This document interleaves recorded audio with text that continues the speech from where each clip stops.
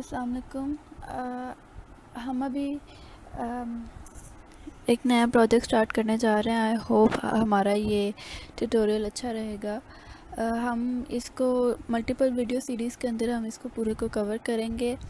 Exact एक एक script को डिटेल में बताना तो पॉसिबल नहीं होगा, बट इस गेम को आप अपने अकॉर्डिंग मॉडिफाई कर सको और थोड़ा मतलब आप ये गेम इस मतलब पूरी वीडियो ट्यूटोरियल सीरीज़ के एंड में ये पूरी गेम आप बनाने के काबिल हो जाओगे। ठीक है, तो अभी सबसे पहले मैं आपको एक इंट्रोडक्शन दे दूँ गेम का कि हम एक्चुअली किस प्रोजेक्ट पर काम करने जा रहे हैं, उसमें क्या क्या फ़ीचर्स होंगे एंड गेम का फ़्लो क्या है, और जो भी प्री फैब्स इसमें यूज़ हुए हैं और जो सारे मटेरियल इसमें यूज़ हुए हैं उसका थोड़ा इंट्रोडक्शन देंगे। और इस वीडियो सीरीज़ में हम बेसिक इसका इंट्रोडक्शन लेंगे कि हमारी गेम का फ़्लो चल कैसे रहा है और सारा काम हो कैसे रहा है। और फाइन, हम स्टार्ट करते हैं। सबसे पहले हम देखते हैं कि इसके अंदर हम 3 सीन्स हमने बनाए हैं। सबसे पहले तो मैं ऑब्वियसली कोई भी गेम हो उसका मेन मेन्यू, उसके जो स्टार्टिंग ट्यूटोरियल्स होते हैं वो इम्पोर्टेंट होते हैं ताकि वो एक गेम का फ़्लो चलता रहे। तो सबसे पहले मैं आपको मेन मेन्यू से स्टार्ट करते हैं। मैं आपको गेम रन करके दिखाती हूँ।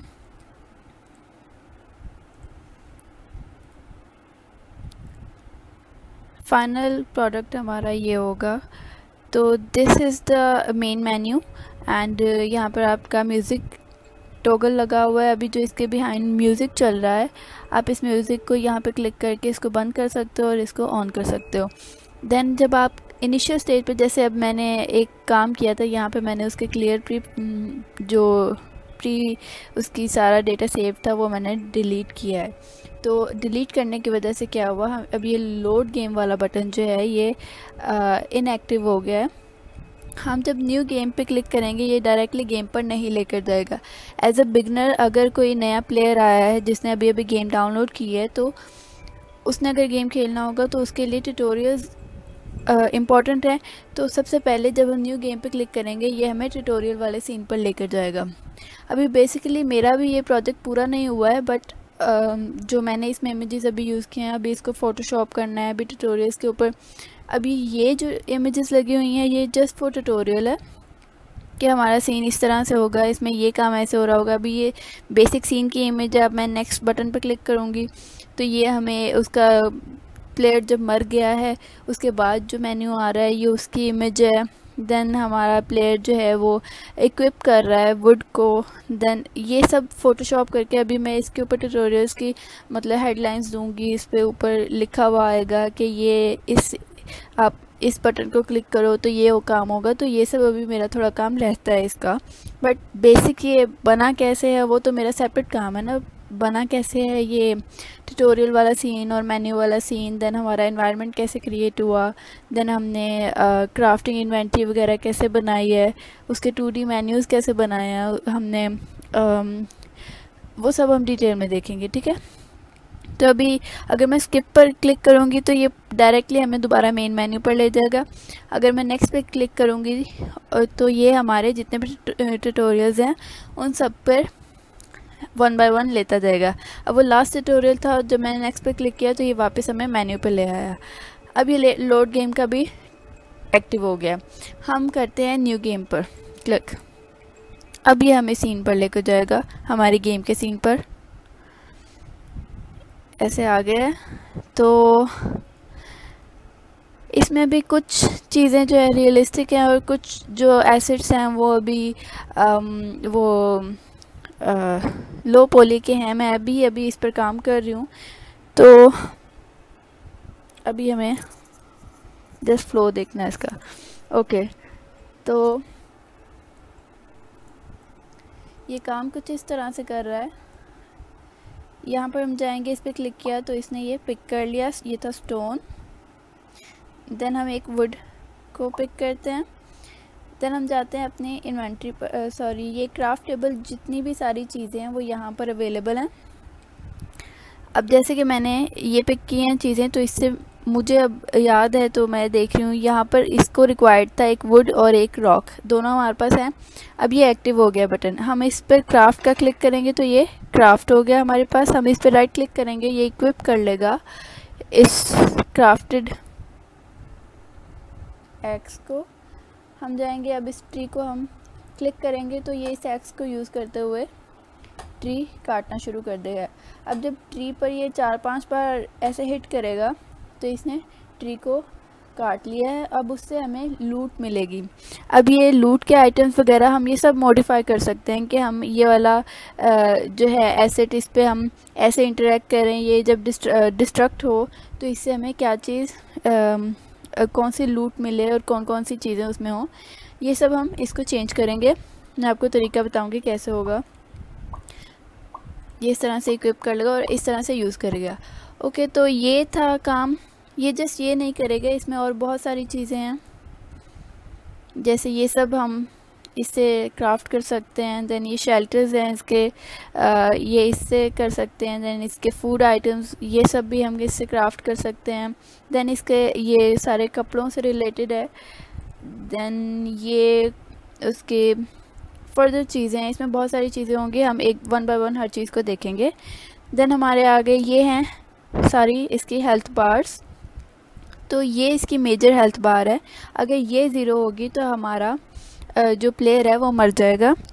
तो ये 3 जो हैं, ये जो एक है ये इन तीनों पर डिपेंड कर रही है, ठीक है। ये हमारी हैप्पीनेस की बार है, ये उसके फूड की बार है और ये थर्स्ट बार है। अगर इनमें से कोई एक भी ज़ीरो हो गई ना तो ये बहुत जल्दी स्पीडली ये हेल्थ बार को रिड्यूस करता जाएगा और जैसे ये ज़ीरो होगी हमारा प्लेयर मर जाएगा, ठीक है। इसके बिहाइंड काम कैसे हो रहा है वो हम फिर आगे देखते हैं, अभी मैं जस्ट फ्लो समझा रही हूँ आपको। देन हमारा ये है टाइमर लगा हुआ, अभी हमने टाइमर फास्ट किया हुआ है। इस टाइमर को हम जब गेम पूरी हो गई हम इसको नॉर्मल जो रियल टाइम चल रहा होता है हमारा कि 1 सेकंड गुजरा, अगला सेकंड गुजरा, उसके अकॉर्डिंग हम इसको सेट कर लेंगे, ठीक है। ये डे 1 चल रहा है, जैसे 24 आवर्स इसके पूरे हो जाएंगे ये फिर डे 2 पे आ जाएगा, डे 3 पे आ जाएगा। ये इसके मिनट्स हैं जो कि सेकंड की तरह चल रहे हैं और ये इसके आवर्स हैं, ठीक है। देन है इसके लेवल्स, अभी लेवल इंक्रीमेंट का काम मैंने करना है और लेवल के बाद आई थिंक मैंने किसी एक पे किया भी था, वॉल थी। अगर मैं इस वॉल को नहीं, इस वॉल को क्राफ्ट करके देखूं, यस, इस पे हमारी क्या हुई, एक्सपी इंक्रीज़ हुई एंड एक्सपी इंक्रीज़ होने की वजह से लेवल इंक्रीज़ हुआ।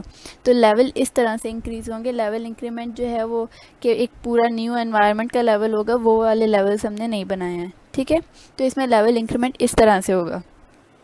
अच्छा, अभी इसका जो एक काम मेरा रहता है वो है कि लेवल्स इंक्रीमेंट होने पर एक्सपी की बेस पे लेवल तो इंक्रीमेंट हो रहा है, लेकिन लेवल इंक्रीमेंट होने पे हमें मिल क्या रहा है तो वो काम हमारा होगा कि हमने जैसे एक्स है, एक्स क्राफ्ट तो हमने कर ली, लेकिन ये जो घर है, अगर मैं कहूँ कि इसको क्राफ्ट करने के लिए हमें पहले हैमर को क्राफ्ट करना ज़रूरी है, तो मैं क्या करूँगी कि लेवल्स पे लॉक कर दूँगी कि लेवल 4 तक जब तक नहीं जाता हमारा प्लेयर तब तक ये इस घर को क्राफ्ट नहीं कर सकता, ठीक है। और लेवल 4 तक जाने के लिए हमें पहले हैमर को क्राफ्ट करना पड़ेगा, फिर एक्स को क्राफ्ट करना पड़ेगा। तो इस तरह से हम इसके लेवल्स पर ये बोनस ऐड कर देंगे कि हम अनलॉक कर सकते हैं हमारी क्राफ्टेबल प्रोडक्ट, ठीक है। ये काम भी हम करेंगे। तो अभी ये देखें, जो ये एनिमल्स हैं ये हमारे एनिमीज़ होंगे। कुछ एनिमल्स ऐसे हैं जिनसे हम इंटरेक्ट डायरेक्टली करेंगे फिर ही वो हमें हार्म करेंगे, अदरवाइज़ नहीं करेंगे। अच्छा, ये डे एंड नाइट का काम भी है इसमें, अभी ये हो गया तो मैंने कहा मैं बता दूं। तो जैसे ही मतलब जैसे नॉर्मल लाइफ में होता है कि एक सर्टेन टाइम के बाद अंधेरा होना स्टार्ट हो जाता है, ऐसे ही इस गेम को हमने रियल लाइफ से थोड़ा सा मतलब हमने ट्राई किया कि रियल लाइफ में जो चीज़ें हो रही होती हैं हम उसको पास इसको रखें। तो जैसे ही वो टाइम मतलब रात का आएगा तो वो ये इसकी लाइटिंग जो है कम हो जाएगी, रात का इफ़ेक्ट देगा ये। जैसे ही दिन का टाइम स्टार्ट होने लगेगा इसकी लाइटिंग ज़्यादा हो जाएगी और ये दिन का इफ़ेक्ट देगा। इस तरह से ये भी होगा। दूसरा मैं बता रही थी कि हाँ, एनिमल्स जो जब इनके कोलाइडर में हम प्लेयर एंटर होगा तो ये क्या करेगा, जैसे अब ये बियर है ना, तो इसके कोलाइडर में एंटर होगा तो ये इसको फॉलो करने लग जाएगा। और दूसरा ये जब बियर इसमें हिट करेगा प्लेयर में तो हमारे प्लेयर की हेल्थ रिड्यूस होगी। दूसरे तरह के एनिमल्स ऐसे हैं जिनके कोलाइडर्स में आप ऐसे तो एज सच मतलब इंटरेक्ट करोगे तो वो डायरेक्टली आपको हिट नहीं करेंगे, लेकिन अगर आप उनको प्लेयर उसको हिट करेगा तो वो फिर जैसे कब ये अब इसको हिट किया, अब ये इंटरेक्ट करेगा हमारे साथ और हमारी हेल्थ रिड्यूस होगी इस तरह से, ठीक है। और खैर और बहुत कुछ है इसमें, हम जाते हैं इसके वर्किंग पर।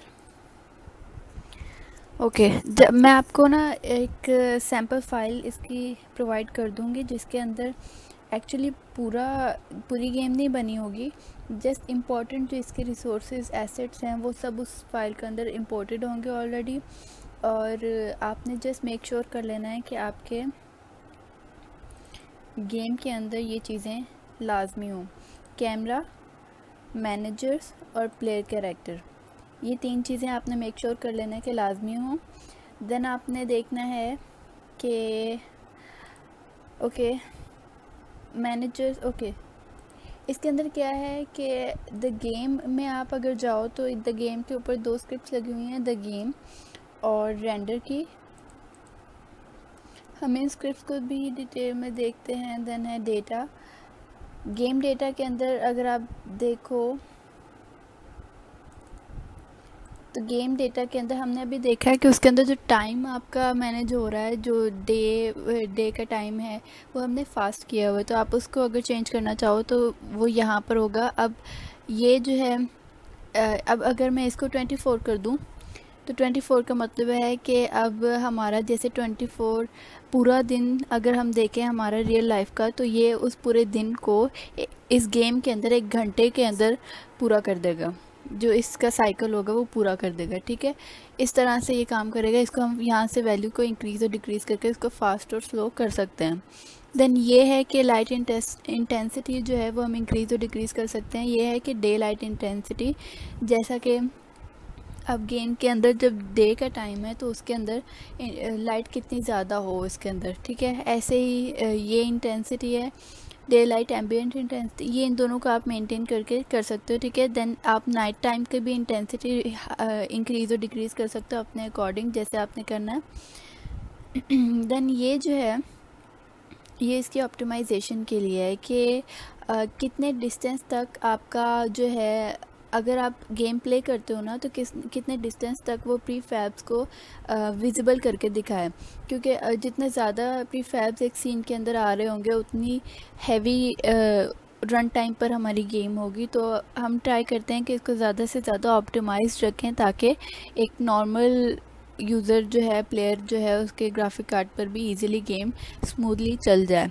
तो ये इसकी ऑप्टिमाइजेशन है, ये हम डिटेल में बाद में देखेंगे। देन इसके ऊपर जो म्यूज़िक प्लेलिस्ट है ये भी हम ऐड कर सकते हैं, बट हमने अभी कोई नहीं की हुई, हमने वैसे म्यूज़िक ऐड किया हुआ है, वो भी हम बाद में देखेंगे।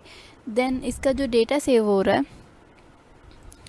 अच्छा एसेट डेटा के अंदर इसकी डिटेल्स भी हम बाद में देखते हैं। ओके प्लेयर कंट्रोल्स आपकी बहुत इंपॉर्टेंट स्क्रिप्ट होगी, प्रीफैब है आपका इम्पॉर्टेंट, क्योंकि तो इस स्क्रिप्ट के अंदर मेजरली आपका जो हो रहा है कि आपका प्लेयर जो है उसको आपने कंट्रोल करना है, तो कौन सी कीज़ को यूज़ करते हुए करना है, तो इसमें आप वो सारी चेंजिंग्स कर सकते हैं।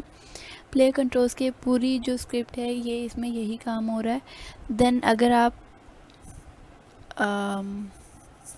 ओके यहाँ पर आप इसकी कीज़ चेंज कर सकते हो अपने अकॉर्डिंग, बट जो मैंने सेट की हुई है मैं भी फ़िलहाल वही रहने दूँगी।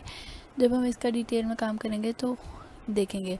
पहले हम इसी स्क्रिप्ट पर आ जाते हैं, the game. Okay the game script जो है ये बेसिकली यूज़ हो रही है कि आपकी जब गेम स्टार्ट होगी तो फिर ये क्या करेगी, जो ऑलरेडी सेव डेटा है उस सारे डेटा को लोड कर देगी, और जो इसके अंदर रिसोर्सेज कुछ ऐसे पड़े हैं जो कि हमें गेम स्टार्ट करने से पहले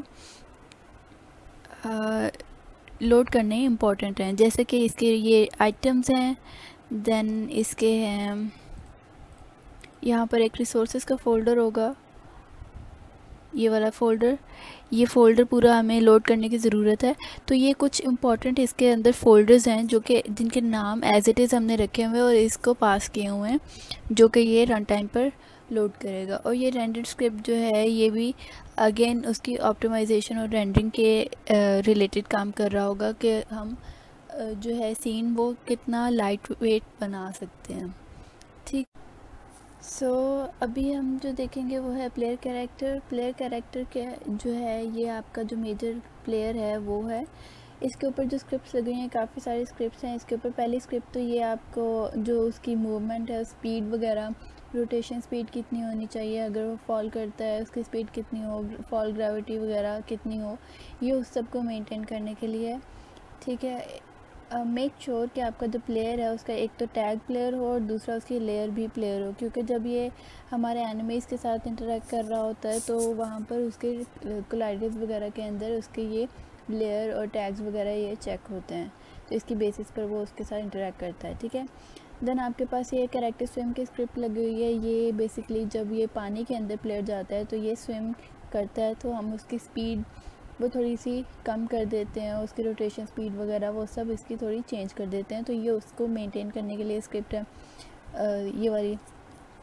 ऐसे ही ये वाली स्क्रिप्ट है, ये इसकी डैमेज वगैरह को सारा जो है मेंटेन कर रहा है कि ये जब हमारा एनिमी के साथ इंटरेक्ट करेगा तो उसके रिज़ल्ट्स जो होंगे वो कैसे हमने मैनेज करना है, मतलब कैन अटैक कर सकता है, हैंड डैमेज का हमारा जो है उसकी पावर कितनी होगी, देन अगर आर्मर वगैरह है वो सब, और अटैक रेंज वो कितनी रेंज के अंदर अटैक कर सकता है अपने जो एनिमी है उसको, तो ये सब उसको मेंटेन करने के लिए ये हम देखेंगे। देन है हमारे पास प्लेयर कैरेक्टर के एट्रीब्यूट्स मैंने आपको बताया था कि ये जो इसके एट्रीब्यूट बार्स हैं ये वो हैं। आप ये एट्रीब्यूट्स बार अगर फर्दर इसको इंक्रीज़ करना चाहो, कोई और एट्रीब्यूट भी इसमें ऐड करना चाहो, जैसे कि ये एक्सपी वगैरह है। अच्छा, मैंने कुछ बिल्ट इन रिसोर्सेज यूज़ किए हैं, तो ये एट्रीब्यूट बार्स की मुझे स्क्रिप्ट जो है मिल गई थी, बट हमने ये एक्सपी वगैरह ये ख़ुद से हमने बनाई थी, तो इसमें ऐड हमने ऐसे किया था कि ये एट्रीब्यूट्स आप इंक्रीज़ कर दो, एक और इंक्रीज़ कर दो अगर आपको चाहिए, तो आप उसका फिर एक फर्दर स्क्रिप्टेबल ऑब्जेक्ट पूरा बनाओ। देन आप उस स्क्रिप्टेबल ऑब्जेक्ट को यहाँ ड्रैग एंड ड्रॉप करो तो और इसका सारा यूआई कैनवस डिज़ाइन करो और फिर उस पर ये इम्प्लीमेंट कर दो, तो आपका ये सारा काम एक और एट्रीब्यूट इसमें ऐड हो जाएगा। अगर आप देखो तो हेल्थ कैरेक्टर की हेल्थ एट्रीब्यूट ये है, हंगर एट्रीब्यूट हंगर ये वाला है, थर्स्ट एट्रीब्यूट ये वाला, तो ये सारे इसमें ऐसे है। ठीक है। देन ये मेंटेन कर रहा है कि प्लेयर की कैरेक्टर इन्वेंट्री के अंदर कितने स्लॉट्स होंगे। यूआई कैनवस सिर्फ डिज़ाइन करना काफ़ी नहीं होगा, उसके बिहाइंड जो फंक्शनैलिटी है कि उसके कितने स्लॉट्स हम उसमें ऐड कर सकते हैं, वो यहाँ पर हमारा उसका स्क्रिप्ट लगा हुआ है। ये स्क्रिप्ट मैनेज कर रहा है कि इसकी ये वाली इन्वेंट्री जो है इसमें कितनी स्लॉट्स होंगी, तो उसके अगर स्लॉट्स आप इंक्रीज़ करना चाहो तो यहाँ पर आप उसके नंबर ऑफ़ स्लॉट्स इंक्रीज़ कर दो। देन आप इसके यूआई कैनवस के अंदर जाओ, एक और स्लॉट यहाँ पर इसकी बना लो, यूआई में डिज़ाइन कर लो और फिर उसका काम हो जाएगा। देन आप अगर देखो तो कैरेक्टर क्राफ्टेबल जो चीज़ें हैं, कैरेक्टर जो चीज़ें क्राफ्ट कर सकता है उसकी भी, मतलब ये जो पूरी लिस्ट बनी हुई है ना, अगर आप इसमें कुछ चेंजिंग करना चाहो तो वो यहाँ से कर सकते हो। अभी इसके अंदर 6 चीज़ें हैं, आई थिंक 6 चीज़ें, मतलब जो डिवाइड की हुई हैं उसकी कैटेगरीज वो हैं।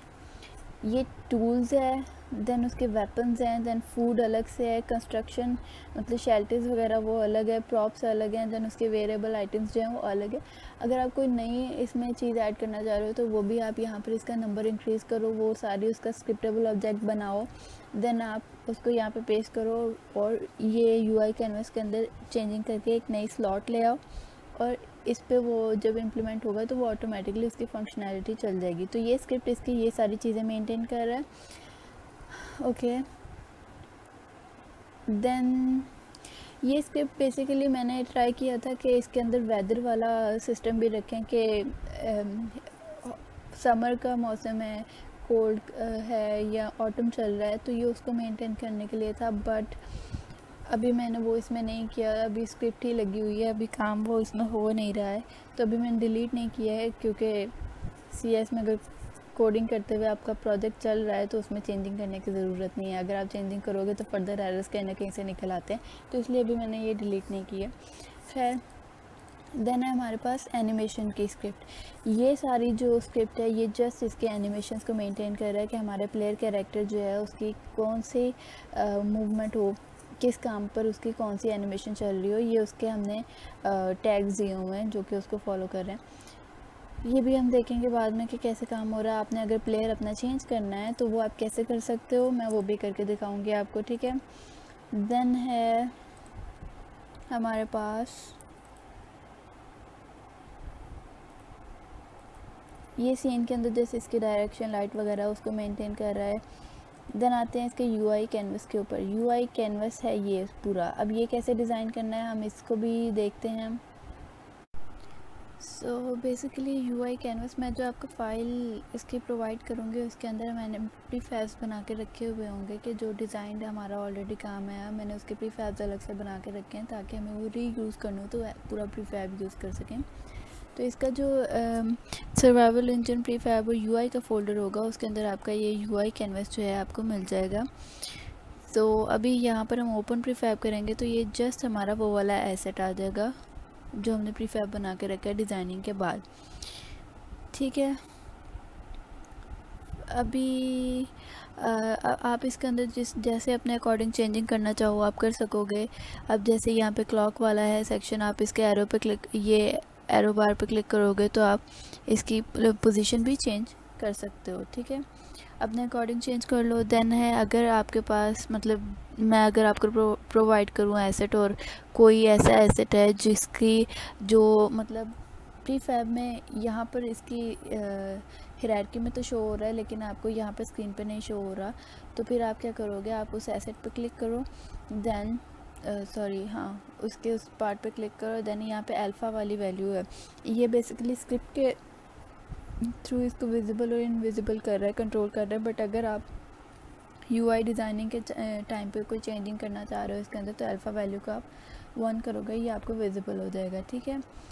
देन अगर आप इसके अंदर जैसे कि ये स्टोरेज पैनल है इसकी भी अल्फ़ा वैल्यू 0 है, इसको 1 करो तो ये आपको शो हो जाएगा, ठीक है। इसको फ़िलहाल हम 0 कर देते हैं। ओके, देन है इसके अगर आप फॉर एग्ज़ाम्पल आप चाह रहे हो कि ये आप कैटेगरीज़ को आप चेंज करना चाह रहे हो, आप अपनी कोई न्यू कैटेगरीज ऐड करना चाह रहे हो, पुराने को रिमूव करना चाह रहे हो, तो वो अब आप कैसे करोगे।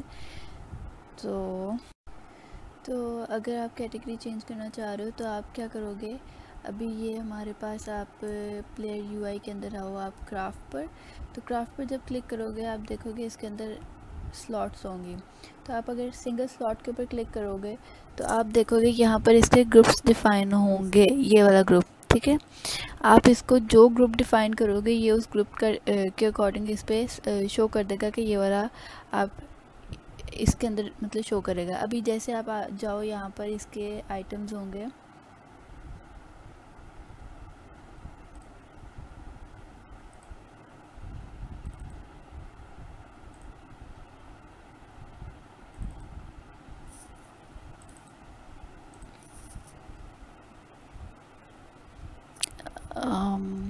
एक्स इसका ग्रुप डिफ़ाइन होगा यहाँ पर कहीं,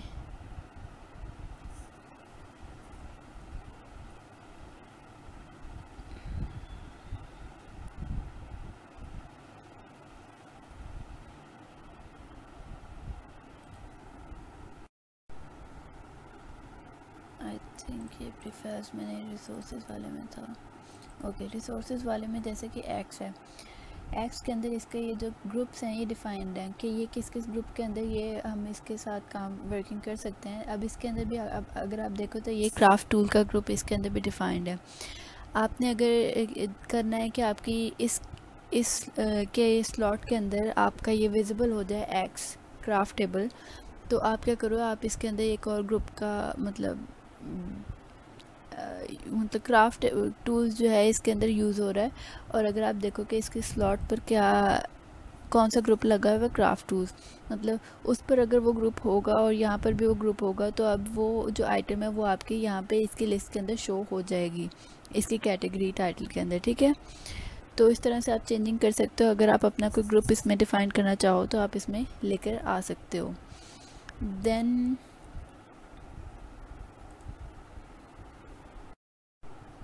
अब अगर हम बात करें कि इस गेम के अंदर डेटा सेव कैसे हो रहा है, तो डेटा जो है अगर मैं आपको अब रन करके दिखाऊं कि मैं डेटा सेव होने के मतलब बात किस बारे में कर रही हूँ। जैसे अभी इसने ये इक्विप किया है, ये इक्विप किया है। अब आप अगर देखो कि इसने ये चीज़ें इक्विप कर ली, मतलब ये गेम ऐसे है कि आप एक ही बारे में खेलो और दोबारा जब रीस्टार्ट करो शुरू से शुरू हो जाए, तो ऐसी गेम नहीं है। इसमें होगा कि आपने जितनी चीज़ें क्राफ्ट कर ली हैं एनवायरनमेंट में वो रहे, आप अगली बार जब आओ तो आप उससे आगे कंटिन्यू करो काम, ठीक है। उसके लिए हमें इसका ये सारा जो डेटा जितना हम बना लेंगे वो सब सेव करवाना पड़ेगा। तो अब जैसे आप इसको मतलब ये माइंड में रखो कि इसके अंदर कौन कौन सी चीज़ें थी। एक तो डे 1 है, इसका टाइम कितना है, लेवल 1 पे है, और ये चीज़ें। अब हम क्या करेंगे, अब हम इसको यहाँ पे सेव करेंगे। जैसे ये सेव हो गया, अब हम जाएंगे मेन मेन्यू पे। मेन मेन्यू पे अगर अब मैं लोड गेम पे क्लिक करूँ तो फिर ये क्या करेगा, ये जहाँ पर हमने गेम छोड़ी है ये वहीं से गेम स्टार्ट कर देगा हमारी। और अगर मैं कहूँ न्यू गेम के वहाँ से स्टार्ट ना करें, मैं बिल्कुल स्टार्ट से स्टार्ट करना चाह रही हूँ, तो वो न्यू गेम पे क्लिक करूँगी। अभी मैं लोड गेम पे करके दिखाऊंगी तो जहाँ पे हमने छोड़ी थी वहीं से स्टार्ट होगी। ये देखें वही चीज़ें इक्विप्ड हैं, वहीं पे टाइम है और सारी हेल्थ वगैरह, हेल्थ बार, एट्रीब्यूट्स बार में डेटा वैसा का वैसे है, ठीक है। तो ये काम कहाँ पर हो रहा है, मैं आपको वो वाली स्क्रिप्ट के बारे में काम दिखाती हूँ। तो अगर आप देखो आपके पास जो फाइल है उसके अंदर ये स्क्रिप्ट अवेलेबल होगी। यहाँ स्क्रिप्ट और डेटा में जाकर आपके पास होगी एक प्लेयर डेटा की स्क्रिप्ट। इसको आप ओपन करें। अगर आप चाह रहे हैं कि आप ख़ुद से कोई एट्रीब्यूट वगैरह का डेटा आप सेव करवाना चाह रहे हैं तो वो आप यहाँ पर डिफ़ाइन करोगे। उसके वेरिएबल्स आप यहाँ पर डिफ़ाइन करना। Then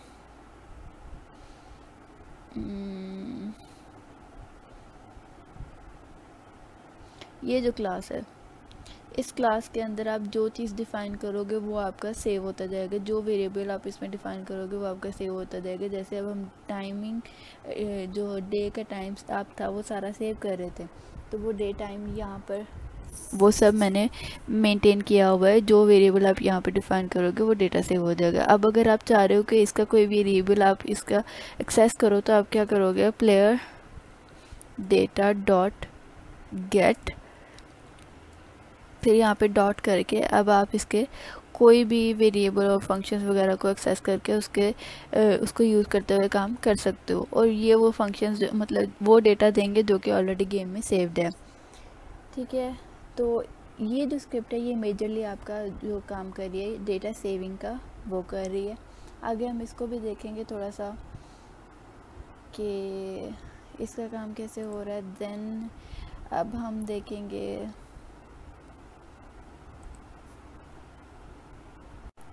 okay. तो एक और चीज़ जो आप इस गेम में अपने अकॉर्डिंग मॉडिफाई करने के लिए मतलब कर सकते हो, जो मैं आपको एक इजी इसका काम आपको प्रोवाइड कर दूंगी, कि मैंने जो अपनी गेम के अंदर प्रीफैब्स यूज़ किए हैं, जैसे कि ये स्टोन हो गया या वुड हो गया, ये चीज़ें या ट्रीज़ वगैरह, मैंने इनके प्रीफैब्स ऑलरेडी बना के रखे हुए हैं। अच्छा, मैंने पहले लो पोली गेम बनाई थी, देन हमारे सुपरवाइज़र ने बोला कि इसको रियलिस्टिक में कन्वर्ट करो, तो इसलिए जो मेरे प्रीफैब्स हैं अभी फ़िलहाल मेरे पास लो पोली वाले ही पड़े हैं। बट मैं आपको सिखाऊंगी कि आपने प्रीफैब कैसे बनाना है अपना एक रियलिस्टिक ऑब्जेक्ट का। मैं आपको प्रॉपर टूल उसका बताऊंगी कैसे यूज़ करना है उसको प्रीफैब बनाने के लिए सारी स्क्रिप्ट्स वगैरह लगाकर आप बना सकते हो, ठीक है।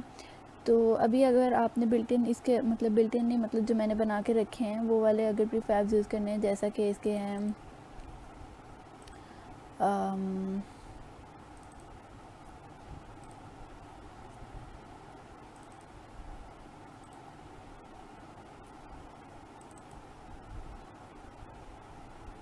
स्टोन वगैरह, इसके कहाँ गए आइटम्स में थे आई थिंक।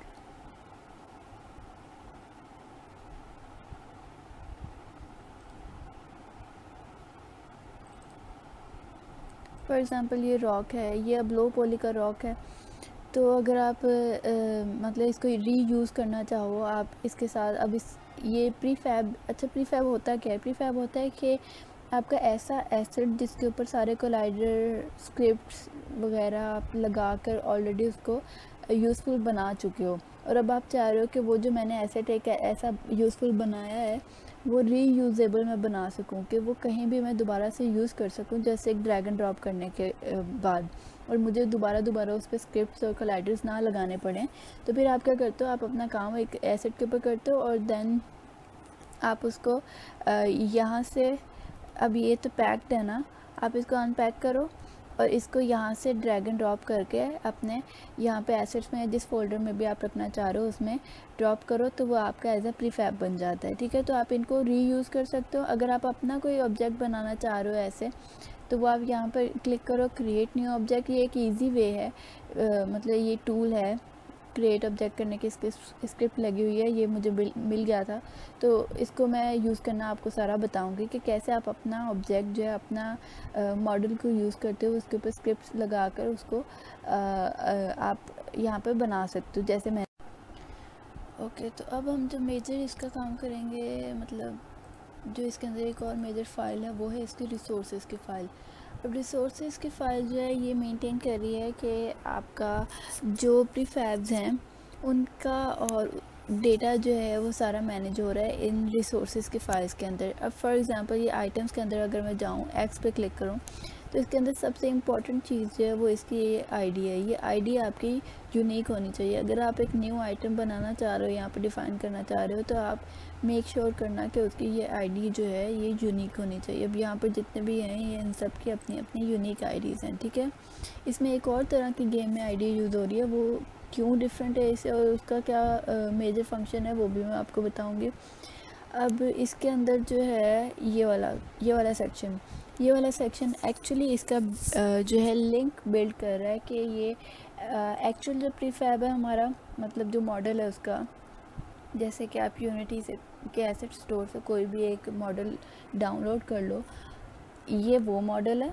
देन ये आपका क्या कर रहा है, ये आपके ये जो आइटम डेटा है, ये आइटम डेटा अब इसके ऊपर क्या क्या काम हो सकते हैं, इस एक्स को हम कहाँ कहाँ यूज़ कर सकते हैं, उसका सारा जो डेटा है वो मेंटेन करने के लिए हमारे पास ये वाली जो है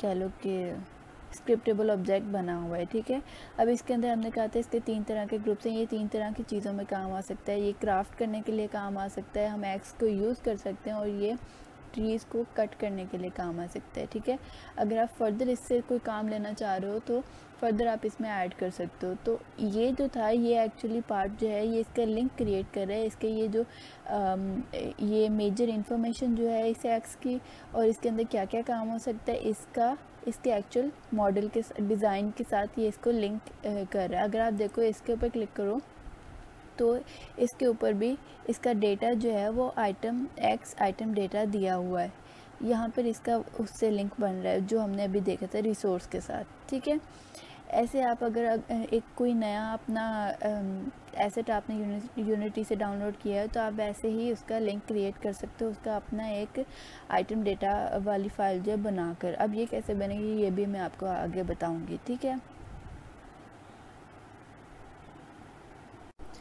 ओके, तो अब अगर आप चाह रहे हो कि आपकी गेम के अंदर ये जो कैटेगरीज़ हैं, ये वाली जो कैटेगरीज़ हैं इसके अंदर से ये वाला जो है आप ख़ुद इसके अंदर मतलब चूज़ करना चाह रहे हो कि ये वाली आइटम जो ये क्राफ्टेबल हो और ये वाली ना हो, तो ये आप कैसे चेंज कर सकते हो। मैं अभी इसको आपको सारे को खाली करके दिखाती हूँ कि ये कैसे होगा काम।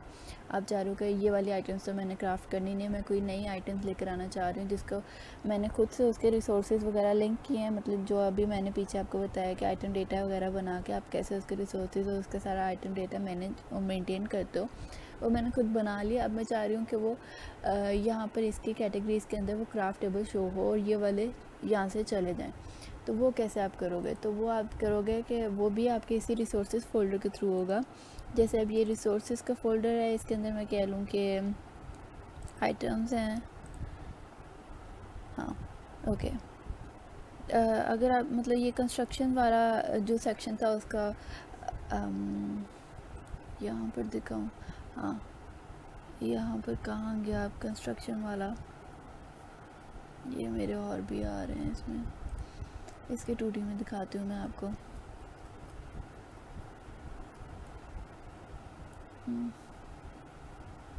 ये रहा, ये जो कंस्ट्रक्शन वाला है, इसके जो यहाँ पे कैटेगरीज आ रहे हैं, ये सारी जो हैं ये क्राफ्टेबल हैं मेरी। अब मैंने यहाँ पे क्या किया, यहाँ पे कंस्ट्रक्शन वाले फ़ोल्डर के अंदर अगर मैं आई हूँ, मैं किसी एक पे क्लिक करूँ, जैसे अब ये फायर पिट, अब मैं चाह रही हूँ ये क्राफ्टेबल ना रहे, मुझे वहाँ पे शो ना हो, तो मैं ये जो क्राफ्टेबल का टिक है इसको अनटिक कर दूँगी और ये वहाँ पर विजिबल होना बंद हो जाएगा। अब फॉर एग्ज़ाम्पल अब मैं ये सारी की सारी जितनी आइटम्स हैं इसकी, आई थिंक ये सब के ऊपर मैंने नहीं किया हुआ, कौन सा वाला था अब जिसको मैंने अनक्राफ्टेबल किया था, फायर पिट था। ओके, इसको मैं टिक कर देती हूँ। अभी मैं आइटम्स वाले में जाकर देखती हूँ कि ये भी मेरा ख्याल मैंने सारी यूज़ नहीं की हुई हैं। चलो, एक्स तो हमें पता है ना कि उसमें है, तो एक्स को हम अब अनटिक करके देखते हैं क्या अभी भी वहाँ पर शो हो रही है। तो एक्स वहाँ पर अब नहीं शो होनी चाहिए क्योंकि मैंने ये अनटिक कर दिया है। अब देखें तो यहाँ पर एक्स नहीं है। ठीक है, अब मैं अगर कोई अपना रिसोर्स चाह रही हूँ कि वो यहाँ पर आए, तो अब उसके अंदर ये वाला काम मैंने करना है कि इस क्राफ्टेबल को इसको मैंने टिक कर देना। जब उसका आइटम डेटा मैं बना रही होंगी तो उसके अंदर मैं ये वाला ऑप्शन भी रखूँगी और ये क्राफ्टेबल जो होगा इसको मैं टिक कर दूँगी, तो ये वहाँ पर विजिबल और इनविजिबल होना स्टार्ट हो जाएगा। ठीक हो गया। अच्छा, इसके अंदर एक और इम्पॉर्टेंट चीज़ ये है कि अब जैसे कि आप कोई ऑलरेडी बिल्ट इन इसका मतलब जैसे बना के रखे हुए हैं आपने प्रीफैब्स, आप वो यूज़ कर रहे हो, जैसा कि फॉर एग्ज़ाम्पल इसका कोई ट्री ले लो या कुछ भी स्टोन ही ले लेते हैं दोबारा से।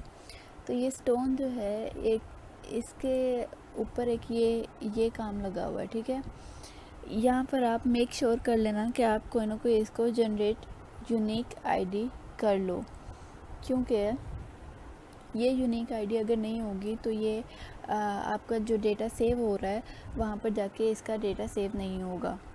अच्छा, ये यूनिक आईडी सॉरी, ये यहाँ पर इसको क्लिक करके यहाँ से नहीं जनरेट करनी है आपने, जो यहाँ पर अभी इंस्टेंस एक इसका न्यू बनाया है ना, मतलब एक प्रीफैब आप यूज़ कर रहे हो सीन के अंदर, आपने उस प्रीफैब पे क्लिक करना है, देन उसके यूनिक आईडी पे जाके आपने जनरेट यूनिक आईडी करना और ये एक यूनिक आईडी इसकी जनरेट कर देगा। अब ये यूनिक आईडी जो है ये इसकी जो फाइल सेव हो रही हैं ये उसमें यूज़ होगी।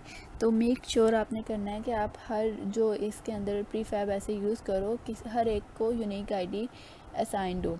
अब एक एक प्रीफैब को जाके यूनिक आईडी से असाइन करना मुश्किल काम है, तो आप यहाँ पर क्या करो, यहाँ पर जो इसका बिल्ट इन टूल होगा इसके अंदर इम्पोर्टेंट मैंने ये दिया होगा आपको, यहाँ पर जाओ और यहाँ पर आप जनरेट ऑल यूआईडीज़ करो। तो जितने भी ये एम्प्टी होंगे इसके अंदर इंस्टेंस मतलब जितने भी सीन के अंदर प्रीफैब यूज़ हुए होंगे हर एक को एक कोई ना कोई यूनिक आईडी असाइन हो जाएगी।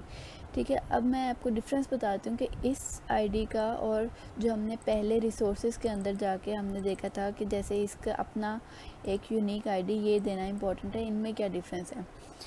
अब ये यूनिक आईडी है कि एक ये जनरल यूनिक आईडी है जो कि आपका एक आइटम डेटा की फ़ाइल बनाने के लिए इम्पोर्टेंट चाहिए आपको, कि different types of item datas हो सकते हैं। जैसा कि आपका मैं कहती हूँ कि एक्स है, तो या कह लो कि आपका ट्री का मॉडल है, आप अगर सिर्फ एक्स का डेटा आप मेंटेन करो तो उसके आइटम डेटा फाइल के लिए अपनी उसी की नेम से उसकी आईडी होनी चाहिए।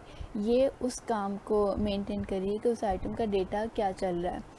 और ये जो यूनिक आईडी यूज़ हो रही है, ये यूनिक आईडी का इसका कोई लिंक नहीं है आपके किसी आइटम वगैरह के मॉडल के साथ। इसका लिंक है कि आप जो प्रीफैब सीन में यूज़ कर रहे हो ना, अब वो जो सेविंग होनी है उसकी जाके कि हम डेटा सेव कर रहे हैं, इसका लिंक उस सेव होने के साथ है। ठीक है, तो ये दो तरह की आईडीज़ इसमें यूज़ होनी है, आपने इन दोनों का ख्याल रखना है कि ये मतलब कहाँ पर यूनिक होनी चाहिए, इसका आपने ठीक से देख के रखना है कि ये यूनिक हो उसके अकॉर्डिंग। इंट्रोडक्टिव वीडियो के लिए अब जो लास्ट चीज़ मैं आपको बताना चाह रही हूँ वो जस्ट है कि आपने सीन की, जो हमने स्टार्ट में देखा था कि सीन जो है एक सीन के बाद दूसरा सीन आ रहा था, मतलब सबसे पहले मेन मेन्यू चला था, उसके बाद ट्यूटोरियल का सीन आ रहा था, जब हमने स्किप पे क्लिक किया दोबारा से मेन मेन्यू का सीन आ रहा था, फिर हमारा गेम का सीन आ रहा था। तो ये फ़्लो कैसे चल रहा है, तो आप सबसे पहले क्या करते हो कि आप फाइल पे क्लिक करो, बिल्ड सेटिंग्स में जाओ, ये जो यहाँ पर इसका किया हुआ काम है वो मतलब यहाँ पे मेंटेन करते हैं कि किस सीन के बाद कौन सा सीन पहले आएगा, कौन सा सीन बाद में। ये इसका इंडेक्स नंबर है, 0 पर वाला सीन पहले चलेगा, 1 वाला फिर बाद में चलेगा, 2 वाला फिर बाद में चलेगा। अभी जो मैंने इसके अंदर रखे हुए सीन, आप इसकी तरतीब चेंज करना चाह रहे हो तो ये इसको ऊपर ड्रैग एंड ड्रॉप कर दो। ये अब क्या करेगा, पहले ट्यूटोरियल वाला सीन चलेगा, देन आपका मेन मेन्यू का चलेगा, देन गेम का चलेगा। बट मैं इसका वापस कर देती हूँ जो मैंने फ़्लो रखा हुआ है। आप चाह रहे हो इसके अंदर एक नया सीन आ जाए जिसको अब इस गेम ये गेम वाला सीन ना चले, इसके अलावा कोई और सीन चले पहले। तो ये जैसे कि अब गेम 1 का सीन मैंने यहाँ रखा हुआ है, इसको यहाँ पे मैं ड्रैग एंड ड्रॉप करूँगी। अब ये लिस्ट के अंदर आ गया। आप अब इसकी अगेन सीक्वेंस चेंज कर सकते हो इसको रन करने का, ठीक है। अभी मुझे ये नहीं चाहिए, मैं रिमूव कर दूँगी, मेरा यही सीक्वेंस है। तो इस तरह से आप अपना सीन ऐड कर सकते हो कि आप फ़्लो के अंदर कैसे चले आपका सीन, और कैसे आप उसमें से रिमूव कर सकते हो। तो ये प्रोसेस है। बाकी हम जो है इसका सारा काम स्टार्ट करेंगे मेन अगली वीडियो के अंदर। ये सारी वीडियो थी कि हमारा बेसिक जो सारा गेम का प्रोजेक्ट का फ़्लो था वो क्या है और क्या क्या चीज़ें इसमें हम मेन काम करेंगे वो मैंने आपको बता दिए। तो अगली वीडियो तक के लिए अल्लाह हाफ़िज़।